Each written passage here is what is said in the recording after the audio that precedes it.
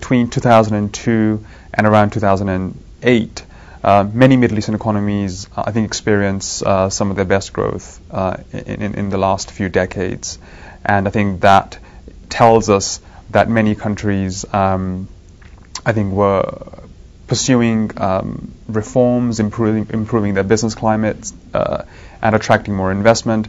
And clearly, it's been a telling story of good economic fundamentals in place in many countries.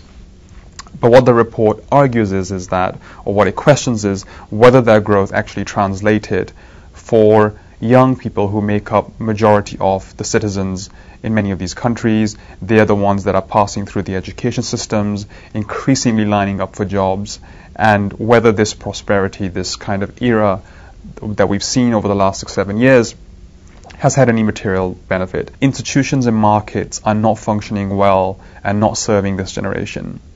This, in a sense, is the report's fundamental and I think in some ways a unique contribution. We argue that whether it's the education system, the labor markets, the housing market, there are arrangements and there are policies that were once developed to serve maybe perhaps social justice objectives, have now, in this kind of current economic landscape, are actually hurting young people. The way young people are investing in their skills and their expectations when they're in education continue to be formed by the public sector.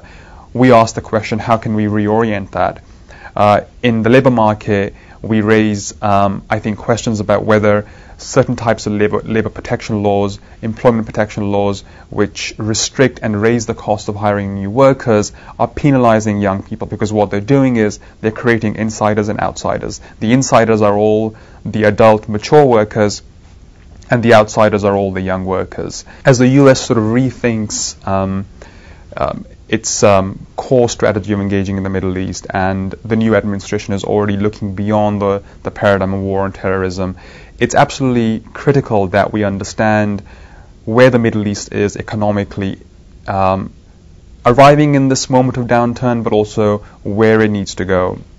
I think this is imperative because economic discontent is likely to shape the political realities in many countries in the near future. We are already seeing this in the case of Iran and perhaps in Lebanon, where there are elections, that economic issues are really going to play out in a very strong way, because you have a generation of young people who are not quite benefiting from the economies and the progress that is underway in some of these countries.